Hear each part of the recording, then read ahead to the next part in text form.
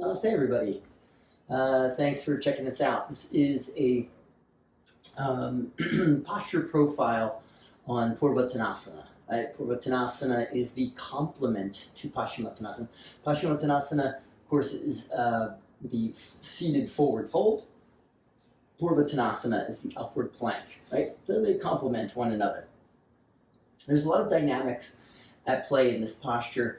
If you're an Ashtanga practitioner, there's not a lot of back bends that really happen in the primary series outside of our numerous up dogs. But, so this provides us an opportunity to engage those muscles in the back of the body that would usually be at play when we're in back bends. And that can be one of our focus, right? But that's one of our, one of the aspects of the posture that we really want to dig into. Like, where does that energy actually come from? Now, the other part that I really want to get into, and it's mainly because I have very tight shoulders, is the shoulder opening aspect of it and how we might be able to change the posture to better suit our shoulders. All right, so let's get at it, right? So ideally, let's see if I've warmed up enough to just strike the pose, right? Strike the pose. So I'm setting my hands back. If we were to measure things out according to our body's architecture, I would place my hands next to my hips. I would lean back, and wherever my elbows strike, that's where I want the base of my palms, right? So that's a nice little measure, like a self-measure for you. Of course, you don't want to overthink it too much. Plus, you might notice that if you're really flexible, that the hands might go back quite a bit. If you're denser, the hands go forward a little bit more as well. But this is a good starting point. And again, if you're like me with tighter shoulders, then you want to be able to inch those hands back. But we can do that another way as well. Now, as we even begin here, let's just start with the upper body, right? I'm lifting my chest as if I'm in fish pose of sorts, and I want to squeeze my forearms towards one another. I don't want my elbows wrapping out. I want my elbows kind of pointing straight back. This is going to set the shoulder blades pulling in towards one another and help lift the chest a little bit more. Now, with those feet, it's nice depending on how you know and understand your posture, your body, and your body's abilities in this posture. The placement of those heels is going to be dependent upon a number of factors, including length in the hip flexors, as well as length in the shoulders, as well as some power in the back of the legs and the back of the body. So I'm going to start with a little bend in the knees just to be a little more forgiving of myself. I'm going to start with my toes up, and I want to be able to press straight down into my heels, right? My heels are moving straight down into my mat to help lift my hips up. This is going to engage the hamstrings and start to move the pelvis into a better position for Purvottanasana, for all of our back bends, really. As those hamstrings engage, it's going to pull the sit bones, it's going to curl the tailbone up between my legs, right? And that's going to help better situate the pelvis for any back bending posture. Back to the hands real quick, though. The hands, they can be pointed out a little bit if you have tighter shoulders. Ideally, middle fingers parallel.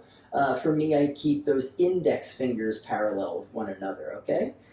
All right, so again, pressing down into those heels. I'm pushing straight down in those heels to get those hips lifting up. Now, from here, with those legs squeezing together, and I simply roll over my heels and point my toes, you'll notice that my knees are still bent. All right, that's fine. I don't quite have the opening in my back and in my hip flexors to really get that nice strong hoist of those hips moving upwards. I used to love this this assist. Now, the limitations, not just here, but my limitations are actually largely here in my shoulders. And my shoulders are really not allowing me to kind of get everything lifted up enough so that I can find that nice straight line.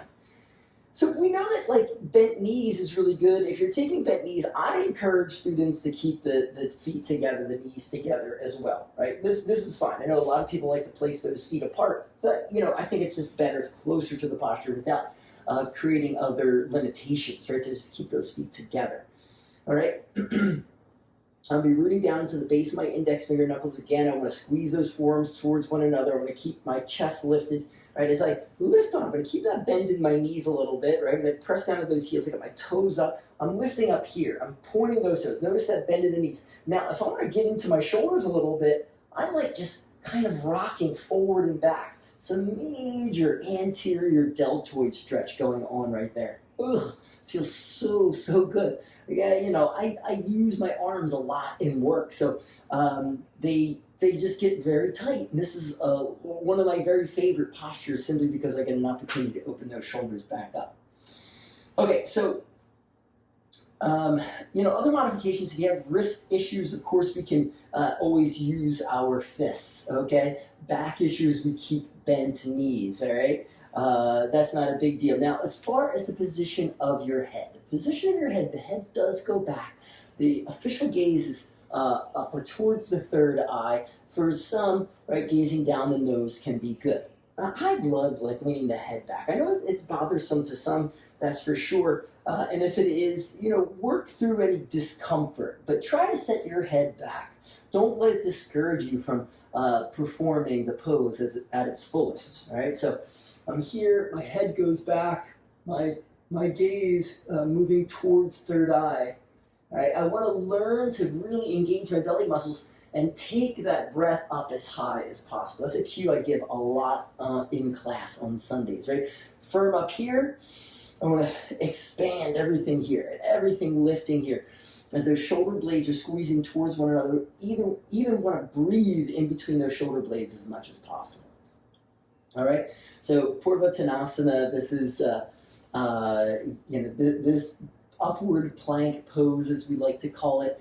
Great posture, stretching biceps, building strength in the back of the body, right? Again, hamstrings, quadratus, rector spinae, like crazy, even up along the neck if you got your head leaning back. We got the some latissimus engaging there as well, the lower trapezius engaged. They're all strengthening.